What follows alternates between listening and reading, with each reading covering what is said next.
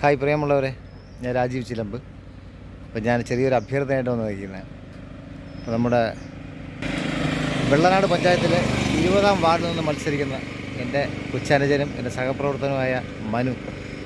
എൻ്റെ അറിവ് ശരിയാണെന്നുള്ളതല്ല, എൻ്റെ നാട്ടുകാരുടെയും എൻ്റെയൊക്കെ നല്ല അഭിപ്രായമാണ്. ഒരു മനുഷ്യൻ്റെ കയ്യിൽ നിന്നും 10 പൈസ കമ്മീഷൻ വാങ്ങാതെ തികച്ചും തികഞ്ഞ ജനസേവക പ്രവർത്തനം നടത്തിക്കൊണ്ടിരിക്കുന്ന കൊച്ചനുജൻ മനു ഈ തിരഞ്ഞെടുപ്പിൽ 20-ാം വാർഡിൽ നിന്ന് മത്സരിക്കുന്നു. കൊങ്ങണം വാർഡിൽ നിന്ന് മത്സരിക്കുന്നു.